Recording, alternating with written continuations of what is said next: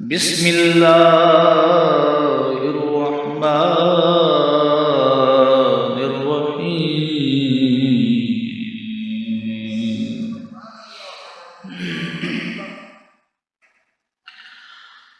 سيقول السفهاء من الناس ما ولاهم عن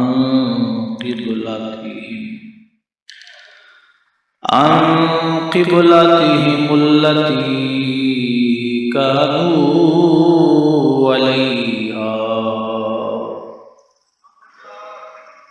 قل الله المشرق والمغرب يهدي من يشاء إلى صراط مستقيم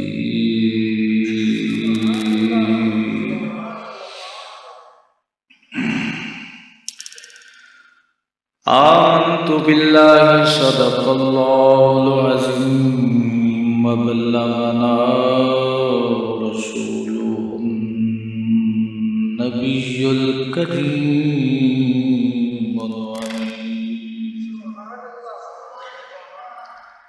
إن الله وملائكته يصلون على النبي يا أيها الذين آمنوا صلوا عليه وسلموا تسليما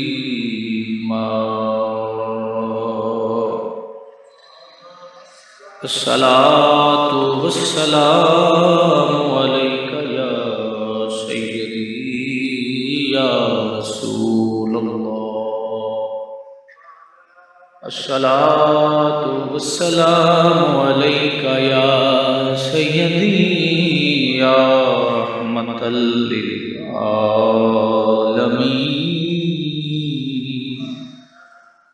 وعلى آلك وأصحابك يا خاتم الأنبياء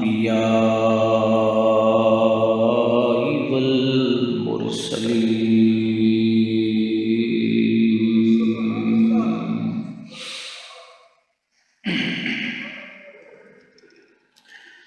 حمد و صلاۃ کے بعد معزز و محتشم احباب ذی وقار، اللہ رب العزت نے قرآن مجید فرقان حمید سورہ البقرہ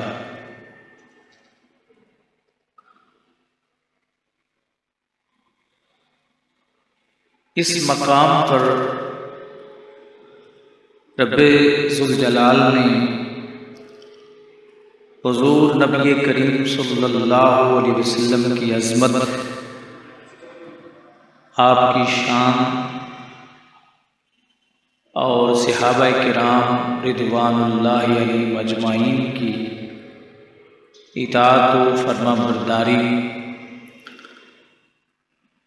اور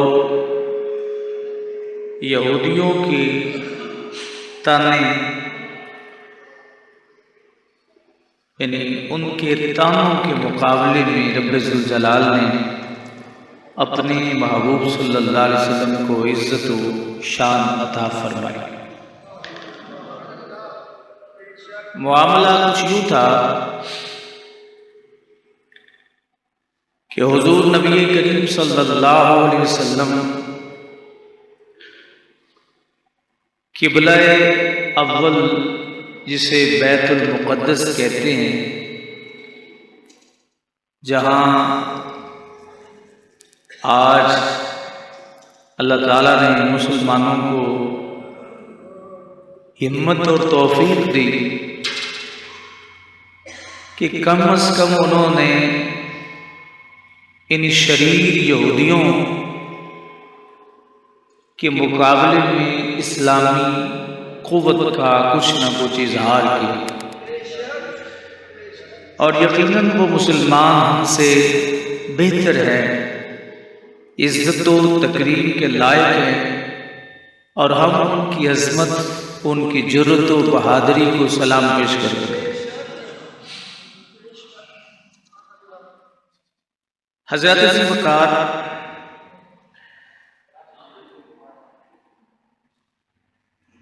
بیت المقدس کے قبلہ اول ہے، لیکن اس کا طواف کبھی نہیں ہوا۔ طواف شروع سے کعبہ شریف کا ہوتا رہا۔ رسول کریم صلی اللہ علیہ وسلم جب ہجرت فرما کے مدینہ آپ کی جلوہ گری ہوئی تو ان یہود کے طعنوں نے نبی کریم علیہ السلام کا دل دکھایا۔ انہوں نے کہا کہ جس طرف منہ کر کے ہم نماز پڑھتے ہیں اسی طرف منہ کر کے یہ بھی نماز پڑھتے ہیں، تو ہم میں اور ان میں کوئی فرق نہیں ہے۔ تو چونکہ بیت المقدس جو ہے اس کی تعمیر بھی ہوتی رہی، حضرت آدم علیہ السلام اور آگے سام بن نوح اور پھر حضرت داؤد علیہ السلام جب درمیان میں یعنی اس کی تعمیر آپ کا وصال ہوا تو پھر ان کے بیٹے آگے حضرت سلیمان علیہ السلام انہوں نے اس بیت المقدس کی تکمیل کی، اور یہ قصہ بھی اپنی مثال آپ ہے۔ حضرت سلیمان علیہ السلام نے جنات کو حکم دیا کہ وہ اس مسجد کو بنائیے۔ میں تھوڑا سا تعارف جو ہے وہ آپ کو کروا رہا ہوں اس بیت المقدس شریف کا۔ تو جنات جو ہے وہ دن کو کام کرتے، رات کو چھٹی کر دیتے۔ جناب سلیمان علیہ السلام بھی اپنے گھر واپس تشریف لے جاتے، صبح آپ بھی تشریف لے آتے اور کام شروع ہو جاتا۔ ہوا یوں کہ حضرت سلیمان علیہ السلام عصا پر ٹیک لگائے کھڑے رہتے اور جنات کام کرتے رہتے۔ اللہ تعالیٰ نے جناب سلیمان علیہ السلام کو اسی عصا کے اوپر موت عطا فرما، لیکن نبی کی شان ہے، نبی کا اعجاز ہے کہ آپ اسی عصا کے اوپر ایک دن نہیں، 2 دن نہیں، 3 دن نہیں، 4 سال اسی کے اوپر کھڑے رہے۔ اب جنات کے لیے یہ بڑا مشکل ہو گیا کہ وہ پہلے رات کو چھٹی جناب سلیمان علیہ السلام جیسے ہی جاتے تو جنات بھی چھٹی کر جاتے۔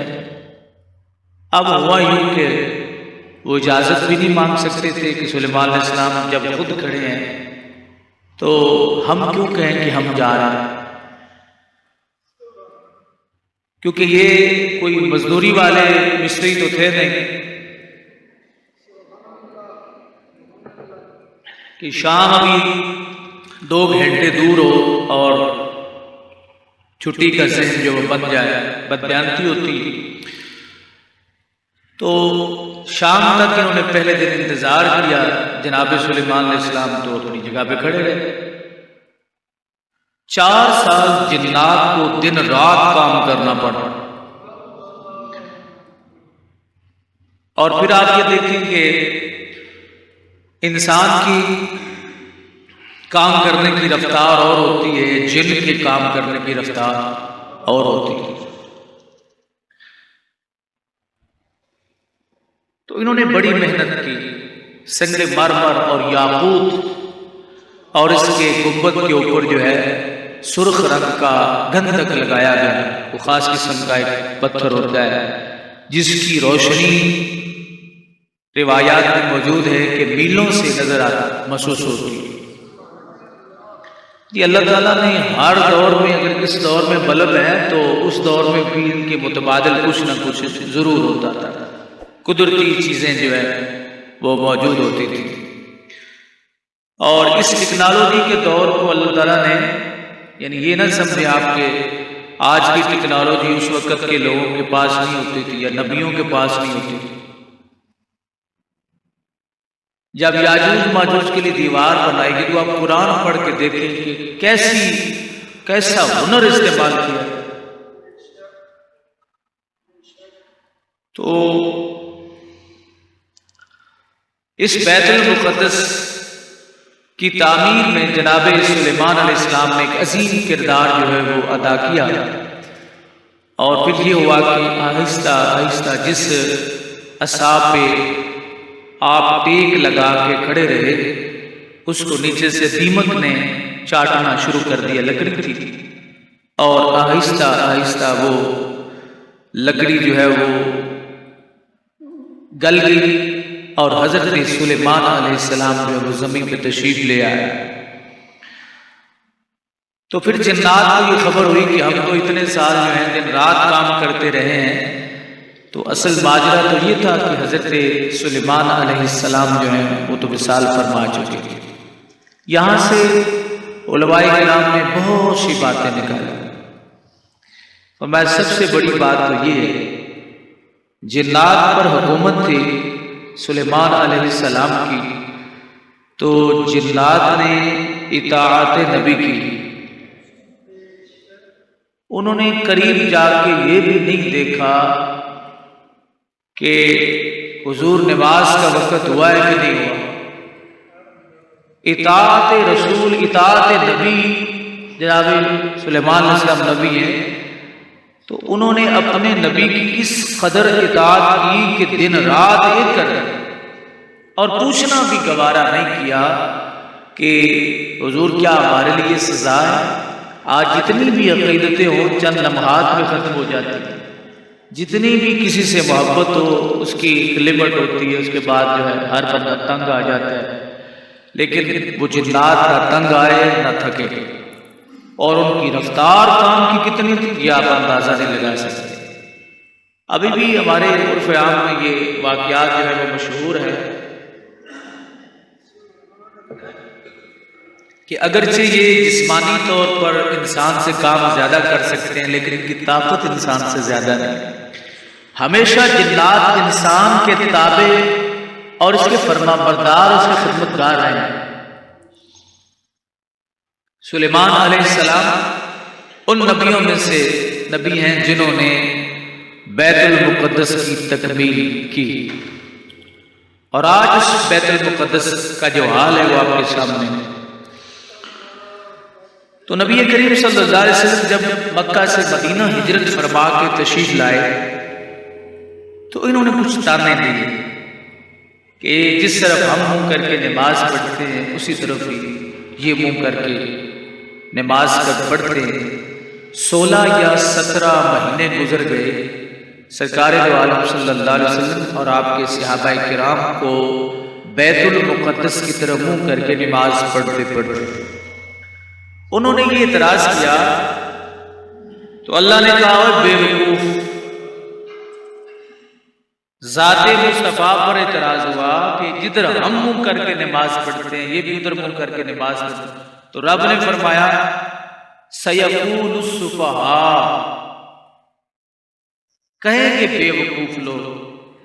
پتہ چلا جو نبی کی ذات پر اعتراض کرے انہیں اللہ بے وقوف کہتا ہے، جو نبی کی ذات پر اعتراض کرے اسے اللہ رب العزت بے وقوف فرماتا ہے۔ فرمایا سیقول السفہاء من الناس، لوگوں میں سے بے وقوف لوگ بولیں گے ما ولاہم عن قبلتہم، کہ کس نے پھیر دیا مسلمانوں کو ان کے قبلہ سے۔ اب ہوا یہ کہ رسول کریم صلی اللہ علیہ وسلم ظہر کی نماز آپ 2 رکعت اس کی پڑھا چکے، تو میرے مصطفیٰ دوران نماز آسمان کی طرف دیکھے اور اطاعت صحابہ دیکھی بھی، سبحان اللہ، یا اللہ یہ اتنا بڑا کام کیوں کیا؟ تو اللہ نے فرمایا کہ اس لیے قد نرا تقلب وجہک فی السماء، اے محبوب آپ کا بار بار آسمان کی طرف دیکھنا، یہ کوئی تقاضا کر رہا تھا. حضور صلی اللہ علیہ وسلم نے دعا بھی نہیں مانگی، ہاتھ بھی بلند نہیں کیے.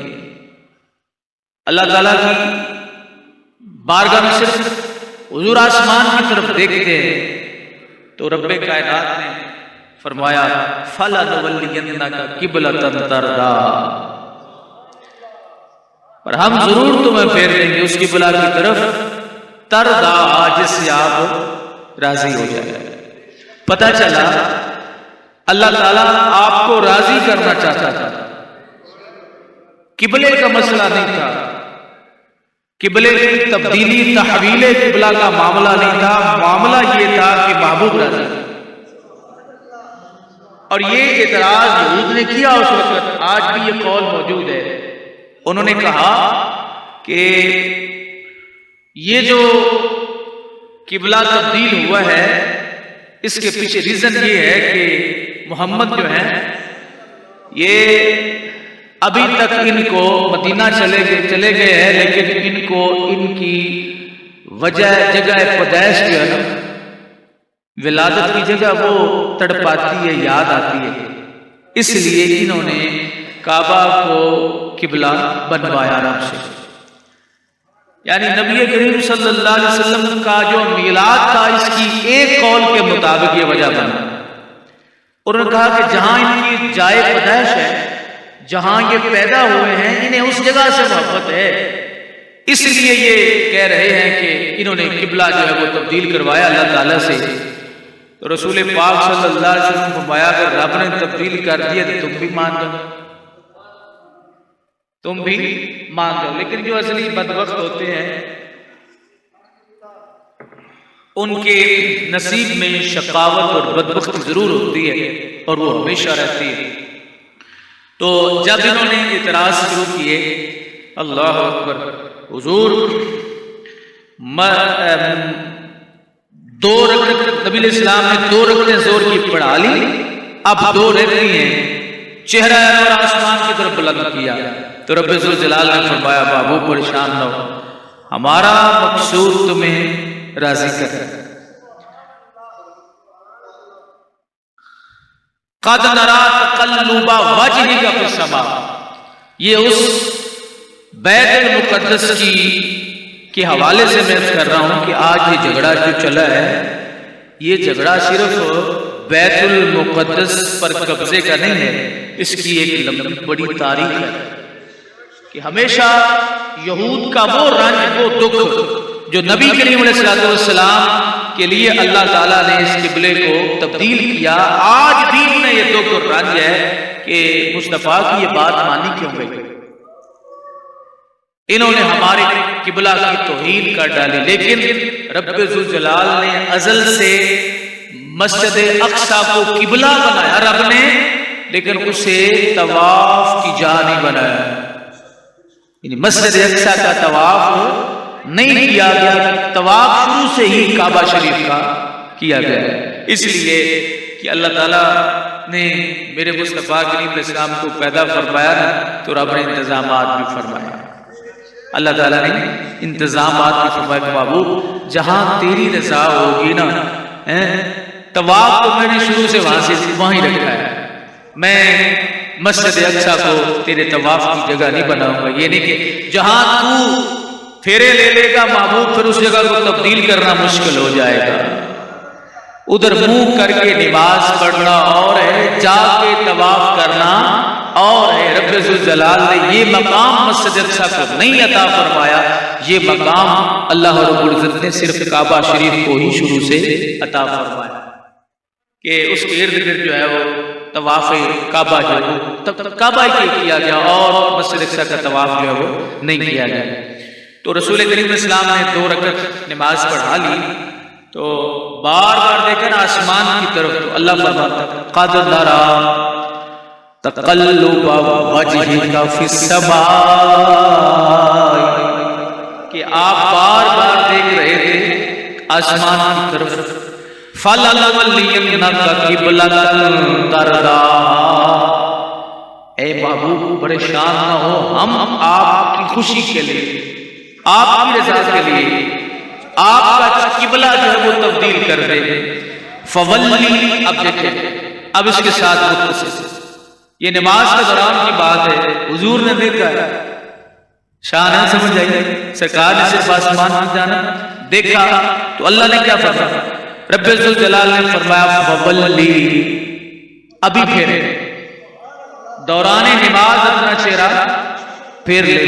وجہ شطر المسجد الحرام، مسجد حرام کی طرف اپنا چہرہ پھیر لے. اللہ، تو نبی کریم علیہ السلام نے 2 رکعت ادا فرمائی. نماز ظہر پہلی 2 رکعتیں ادا ہو گئی، بیت المقدس کی طرف چہرہ انور کر کے، اور میرے مصطفیٰ کریم علیہ السلام نے آخری 2 رکعت حضور علیہ السلام نے کعبہ کی طرف منہ کر کے پڑھی. خدا کی رضا چاہتے ہیں دو عالم. آپ نے پچھلے ہفتے بھی ہمارے ذکر کے لیے دعا نہیں کی، آج ہم کرتے ہیں کر. خدا کی رضا چاہتے ہیں دو عالم، خدا کی رضا چاہتے ہیں دو عالم، خدا کی رضا چاہتے ہیں دو عالم، خدا چاہتا ہے رضائے محمد، خدا چاہتا ہے رضائے محمد. اے محبوب صلی اللہ علیہ وسلم، ہم نے آپ کی خوشی کے لیے، آپ کی رضا کے لیے، آپ کو راضی کرنے کے لیے رب ذوالجلال نے فرمایا میں نے قبلہ تبدیل کر دیا.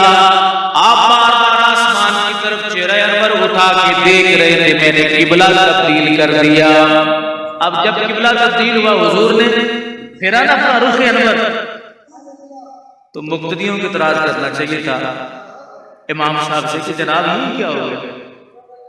لیکن جب مقتدی صحابہ کرام آئے پھر وہ پوچھتے نہیں. حضور نماز پڑھا کے، عصر کی نماز پڑھا کے دعا کیے بغیر گھر چلے جائیں تو پوچھتا کوئی نہیں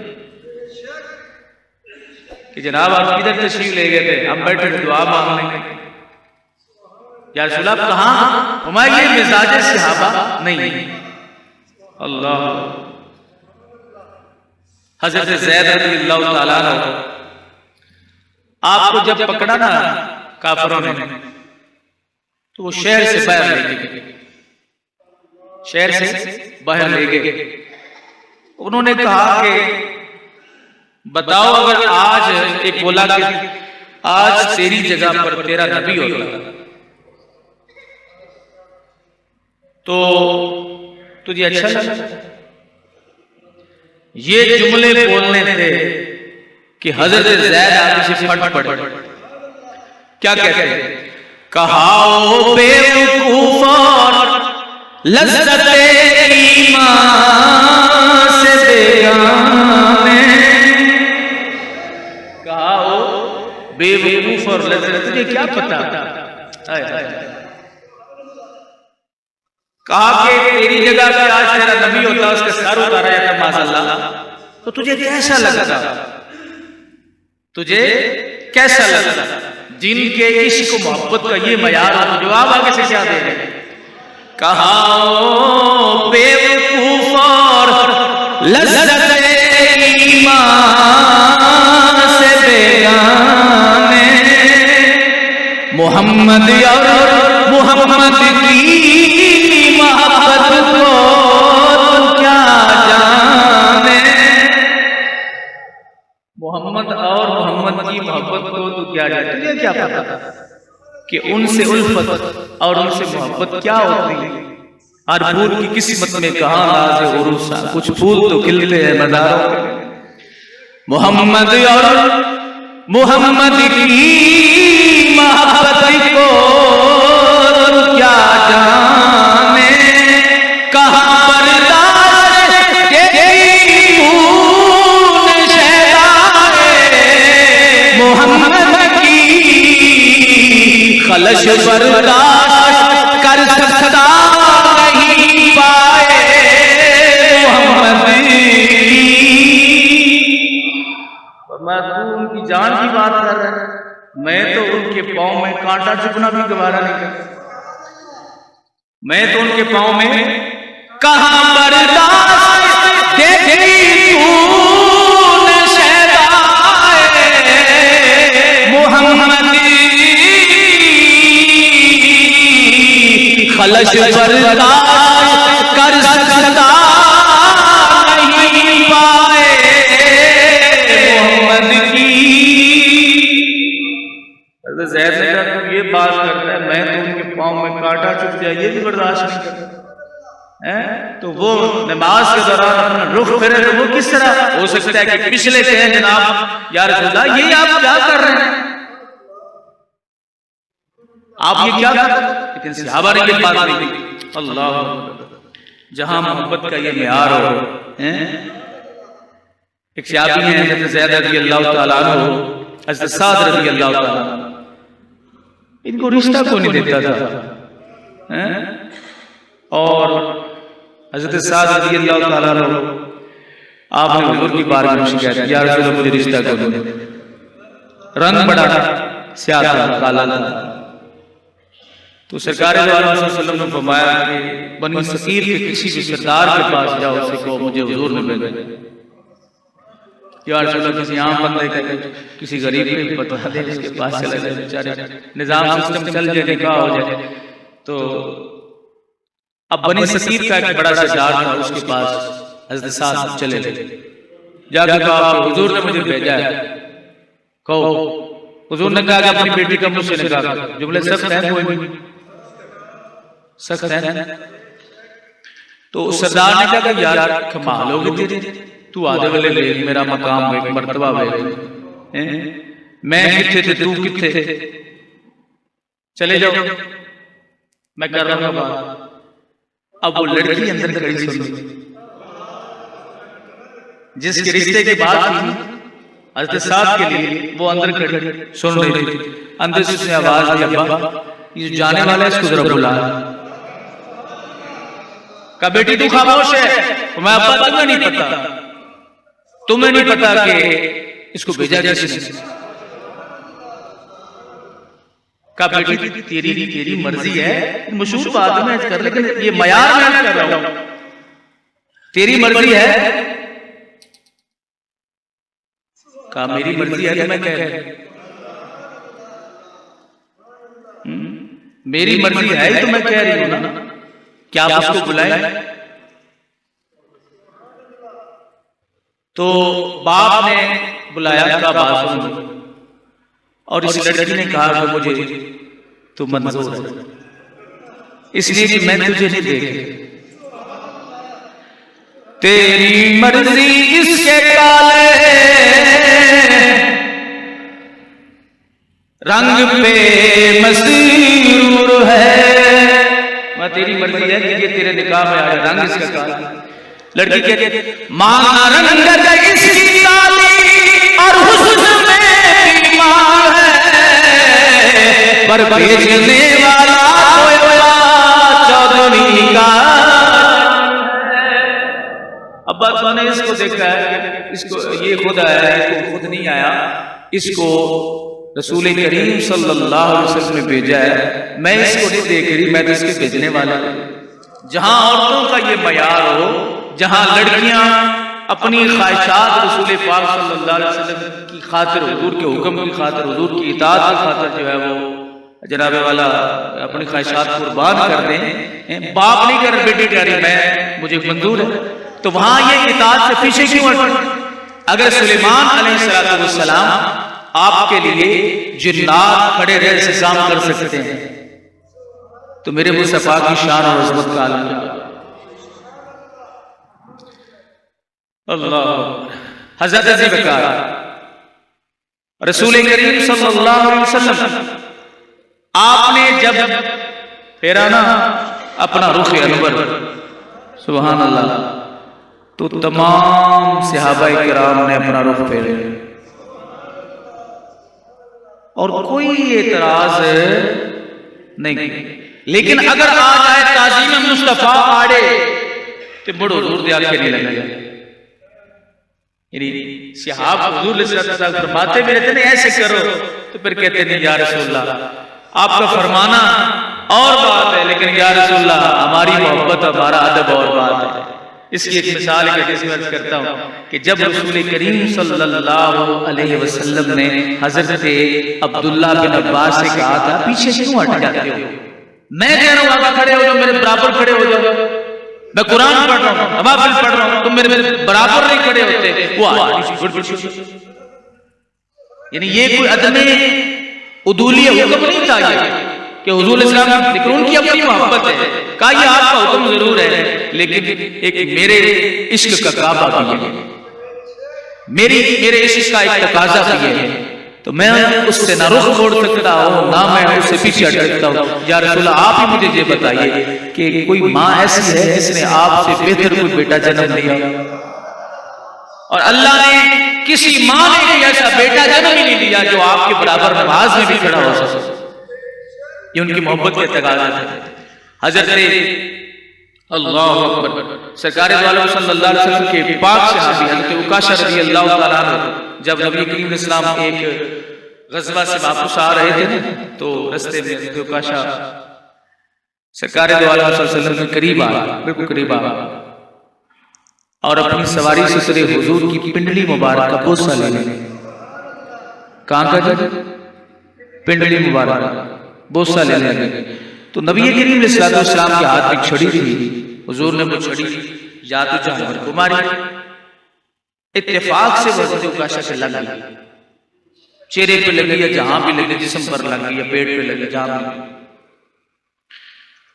نبی کریم صلی اللہ علیہ وسلم حضرت عکاشہ پیچھے ہٹ گئے، اور حضور صلی اللہ علیہ وسلم نے اس وقت حضرت عکاشہ سے یہ نہیں پوچھا کہ میری پنڈلی کیوں چومنا چاہتا تھا۔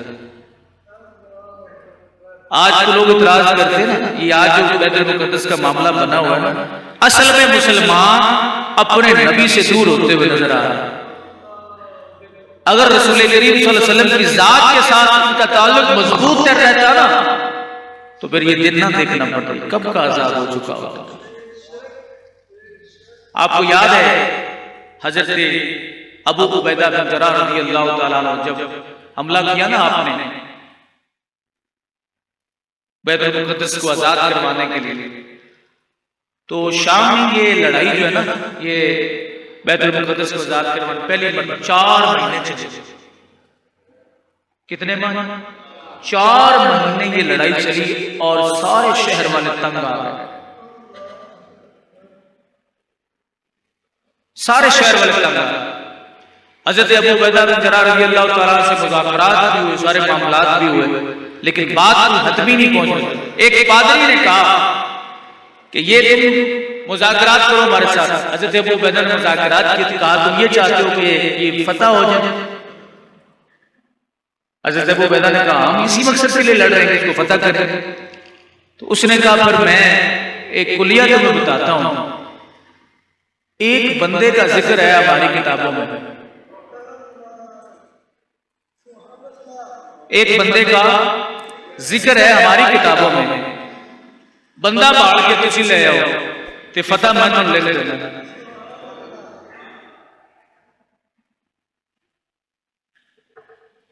حضرت ابو عبیدہ نے فرمایا کہ وہ بندہ کون سے بتاؤ؟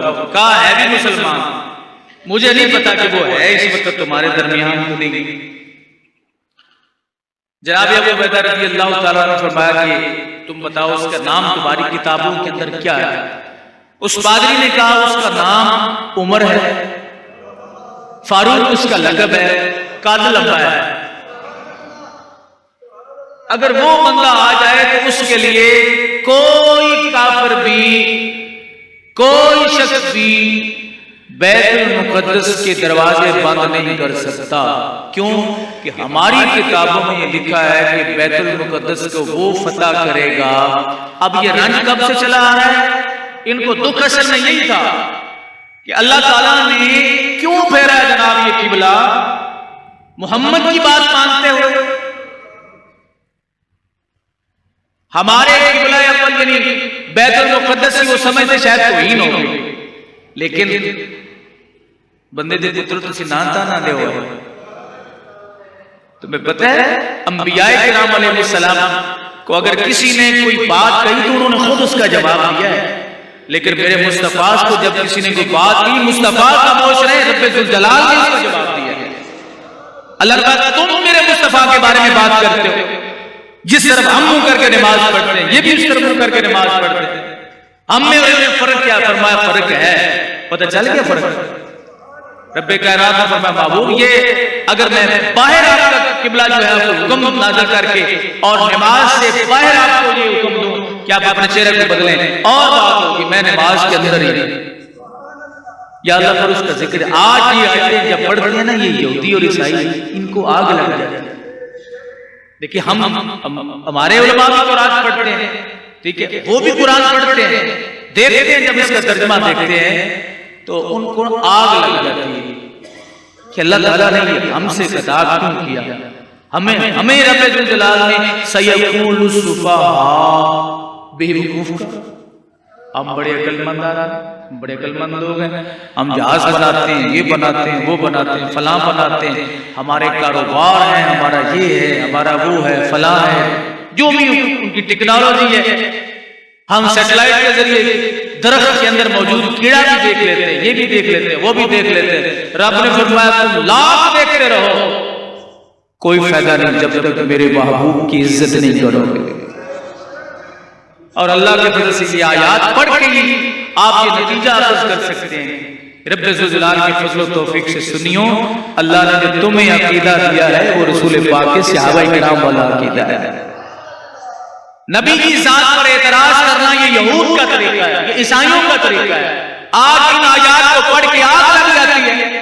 رب کائنات نے فرمایا تم جتنے بھی عقل مند بن جاؤ، جتنی بھی ٹیکنالوجی بنا لو، تم نے میرے نبی کی عزت نہیں کی تو میری نظر میں تم بے وقوف ہی اگرچہ میرے ہاتھ بنے ہو۔ عقل اس بندے کے پاس ہے جو مصطفیٰ کی عزت کرتا ہے، جس کے جو مصطفیٰ کی عزت نہیں کر سکتا اللہ اور قدرت کی نگاہ میں وہ کیا ہے؟ بے وقوف ہے۔ اللہ اکبر۔ تو انہوں نے یہ کہا کہ عمر نام ہے، فاروق لقب ہے، لمبا قد ہے، لمبی داڑھی ہے، وہ بندہ آ جائے تو اس کو دیکھ کے یہ ہتھیار ڈال دیں گے۔ حضرت ابو عبیدہ رضی اللہ تعالیٰ عنہ نے کہا کہ الحمدللہ وہ ہمارے امیر المومنین ہیں۔ آپ بڑے خوشی سے 4 مہینے ہو گئے تھے بیت المقدس کی اس کو چھڑانے کی، آزاد کروانے کی، اس لڑائی کو شہر میں پورام مچا، قتل و غارت ہو رہی۔ تو جناب عمر رضی اللہ تعالیٰ عنہ آپ نے حضرت ابو عبیدہ رضی اللہ تعالیٰ عنہ فوراً لشکر میں واپس آئے، سارے لشکر والوں کو بلا کے کہا تمہیں مبارک ہو۔ کہا کیا لگتا ہے اللہ نے ہمیں فتح دے دی؟ وجہ کیا ہے؟ معاملہ کیا ہے؟ 4 مہینے ہو گئے میں لڑائی لڑتے تھے، آپ کہہ رہے ہیں کہ فتح اللہ نے دے دی، کیسے اللہ نے فتح دے دی؟ تو حضرت ابو عبیدہ نے کہا کہ آئیو، ان کے بڑے پادری نے مجھ سے یہ کہا ہے کہ ہماری کتابوں میں موجود ہے کہ اس کو فتح کرنے والا شخص عمر اس کا نام ہوگا، فاروق لقب ہوگا، لمبے قد کا بندہ ہے۔ تو میں خوش ہو گیا کہ تمہیں مبارکباد، لکھو خط۔ وہاں سے خط لکھا گیا حضرت فاروق اعظم رضی اللہ تعالیٰ عنہ کی طرف، امیر المومنین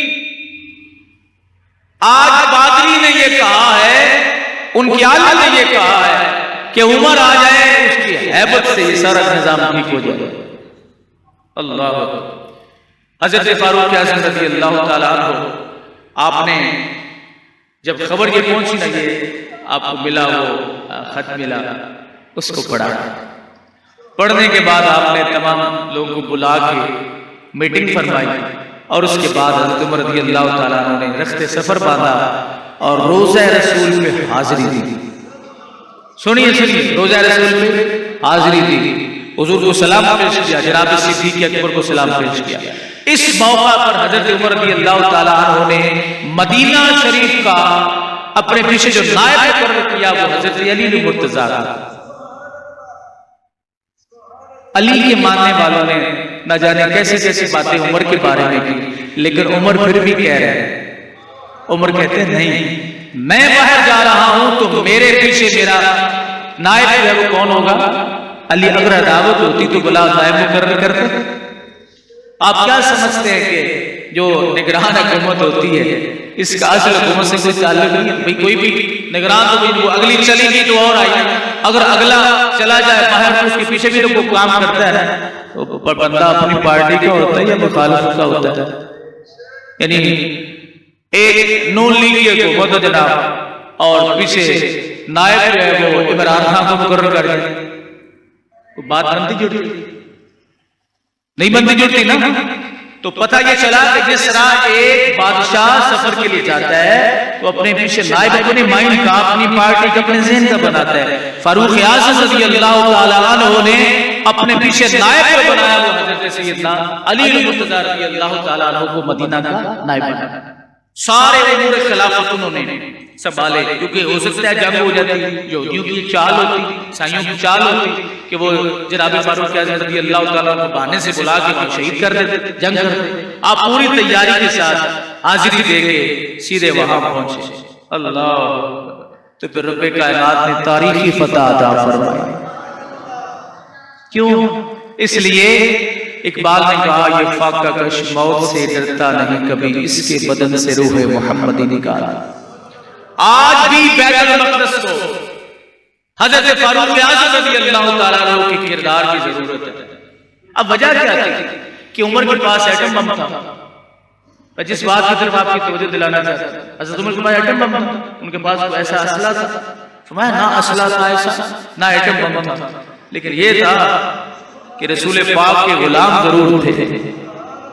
نبی کریم صلی اللہ علیہ وسلم سے ان کی جو محبت تھی وہ مشہور تھی۔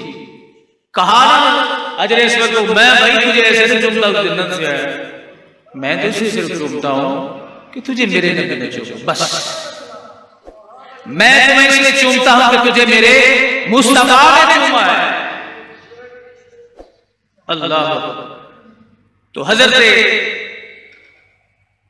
عکاشہ رضی اللہ تعالیٰ پنڈلی چومنے لگے نا نبی اسلام کی، تو حضور کے ہاتھ سے چھڑی لگ گئی، لیکن رسول پاک صلی اللہ علیہ وسلم کو محسوس ہو گیا کہ یہ پنڈلی چومنے کے بعد میں آپ کو محسوس ہوا یا نہ ہوا، یہ ایسی حکمت تھی۔ تو آقا دو عالم صلی اللہ علیہ وسلم نے اپنے وصال سے قبل اعلان کیا کہ جس نے مجھ سے بدلہ لینا ہے وہ لے لے، مجھ سے بدلہ لینا ہے وہ لے لے۔ حضرت عکاشہ رضی اللہ تعالیٰ حاضر خدمت ہو، یا رسول اللہ میں نے سنا ہے کہ آپ نے فرمایا ہے کہ اگر کوئی مجھ پہ ناراض ہو تو مجھ سے بدلہ لینا چاہتا ہے تو بدلہ لے لے، بدلہ لے لے۔ حضور نے کہا ہاں میں نے کہا، یا رسول اللہ پھر میرا بدلہ لے۔ صحابہ جناب صدیق عمر بیٹھے ہیں، حضرت عمر تیش ہے، خبردار سرکار نے فرمایا میں نے خود ہی اعلان کیا ہے، میں نے تھوڑی آواز نہیں بیٹا، میں نے خود ہی اعلان کیا۔ حضرت عکاشہ رضی اللہ تعالیٰ عنہ نے حضور نے فرمایا تجھے کیا مجھ سے بدلہ لینا ہے؟ عرض کیا یا رسول اللہ جب آپ ہم غزوہ سے واپس آ رہے تھے میں آپ کی پنڈلی چومنا چاہتا تھا، آپ نے مجھے چھڑی ماری، حضور نے فرمایا میں بدلہ دینے کے لیے حاضر ہوں۔ نبی کریم صلی اللہ علیہ وسلم نے فرمایا بلال میری بات سنو، جی عرض فرمایا جاؤ میری بیٹی فاطمہ کے گھر جاؤ، جا کے وہاں میری چھڑی لے آؤ۔ حضرت بلال گئے، عرض کیا سیدہ حضور چھڑی مانگا، حضور چھڑی مانگا۔ انصاف اور عدل میرے مصطفیٰ کی ذات میں دیکھے کتنا، آج ہم اپنے معاملات میں انصاف دیتے چھڑی مانگا ہے حضور۔ سیدہ فرماتی ہیں بلال خیریت، نبی اسلام نے چھڑی کیوں مانگا؟ کہا کہ وہاں عکاشہ بیٹھے ہیں اور انہوں نے کہا ہے کہ نبی اسلام نے مجھے چھڑی ماری تھی، میں حضور نے فرمایا میں بدلہ لینے کے لیے تیار ہوں۔ سیدہ فرمانے لگے کہ جاؤ نبی کریم اسلام سے عرض کرو یا رسول اللہ بدلہ دینے کے لیے حسن اور حسین کافی ہیں۔ عکاشہ سے کہیں کہ وہ حسن اور حسین کو 2 چھڑیاں مارنا، پر میرے بابا جان تو کچھ نہ کہیں۔ چھڑی لے کے حضرت بلال رضی اللہ تعالیٰ بارگاہ مصطفیہ میں حاضر ہو، نبی کریم صلی اللہ علیہ وسلم یہ چھڑی لی تھی۔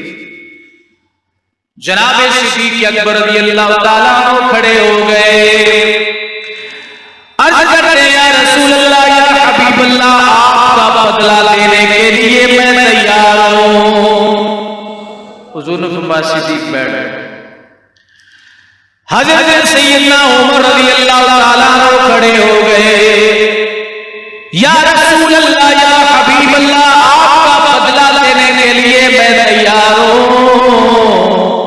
جناب حسنین کریمین آپ کھڑے ہو گئے، یا رسول اللہ اگرچہ ہم بچے ہیں لیکن آپ کو چھڑی اکاشا کو چھڑی نہیں مار دیں گے۔ رسول کریم علیہ السلام نے فرمایا تم نے اپنے اعمال کی رب ذوالجلال کی بارگاہ میں اپنے اعمال کا حساب دینا ہے، میں نے اپنے اعمال کا حساب دینا ہے۔ داڑھیں صحابہ کرام رضوان اللہ علیہم اجمعین کی نکل گئی۔ حضرت عکاشہ پیچھے ہٹ نہیں رہے، حضور نے فرمایا بلال چھڑی دے دو عکاشہ کے ہاتھ میں۔ جب چھڑی حضرت عکاشہ کے ہاتھ میں آئی، نبی کریم علیہ السلام نے اپنے پیٹ مبارک سے کپڑا جو ہٹایا، حضرت عکاشہ قریب ہوئے، مصطفیٰ کریم صلی اللہ علیہ وسلم کے پیٹ مبارک سے بوسہ لے کر دارو کتاب رونا شروع کر دیا۔ حضور نے فرمایا بدلہ لے لیتا کہ نہیں کہتا یا رسول اللہ بس یہی میری معراج تھی، مجھے کہاں یہ موقع نصیب ہوتا کہ میں آپ کے پیٹ مبارک کے قریب ہوتا اور آپ کے پیٹ کا بوسہ لیتا۔ میں نے فقط اس بوسے کے لیے یہ سارا عمل کرایا۔ دریائے احمد جوش میں آیا، حضور نے اپنا قمیص مبارک نیچے فرمایا۔ نبی کریم علیہ السلام فرماتے ہیں جس نے جنتی دیکھنا ہو وہ اس بوڑھے عکاشہ کو دیکھ لے، یہ جنت میں میرا رفیق ہوگا، جنت میں میرا ساتھی ہوگا۔ حضرات آج کرنے کا مطلب یہ ہے جہاں اطاعت فرما برداری اور محبت کا یہ معیار قائم ہو تو حضور کے پیچھے سے کون ہٹا؟ نبی کریم علیہ السلام نے جب دو رکعت آپ نے رخ انور بدلا، صحابہ کرام نے ایک دوسرے کو کونیاں تک نہیں ماری، نظریں پڑی تو سارے صحابہ کرام نے حضور علیہ السلام کے پیچھے نماز رخ سب نے ادھر کر دیا، اپوزٹ سے رخ ادھر کر دیا۔ اب یہ خبر چلتی چلتی چلتی چلتی عصر کی نماز پہ ایک اور مسجد میں پہنچی، ایک اور مسجد میں پہنچی کہ کعبہ قبلہ تبدیل ہو گیا تو نمازیوں نے فوراً رخ پھیر دیا، فوراً اپنا رخ پھیر دیا۔ انہوں نے یہ تحقیق نہیں کی، کہا حضور نے فرمایا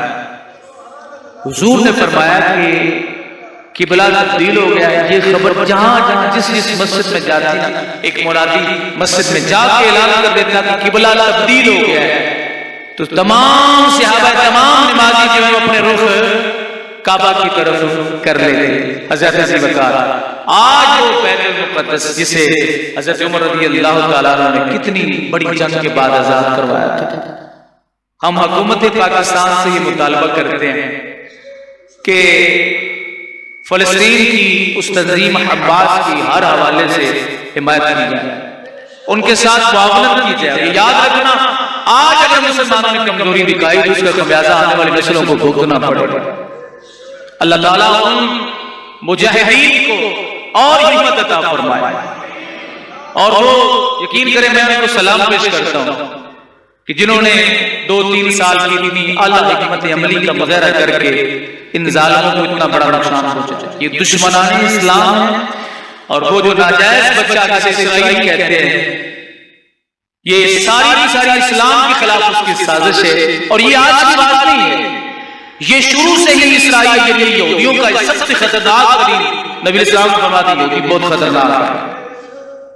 اس لیے حکومت پاکستان اور بالخصوص تمام اسلامی ممالک سے ہم یہ اپیل کرتے ہیں کہ حماس کا صرف زبانی کلامی نہیں، عملی طور پر بھی ان کی حمایت کی جائے، ان کے ساتھ معاونت کی جائے اور بیت المقدس کو یہودیوں کے تسلط سے آزاد کروایا جائے۔ اللہ مجاہدین کو استقامت اور بہادری کا عظیم جذبہ عطا فرمائے۔ وآخر دعوانا الحمدللہ رب العالمین۔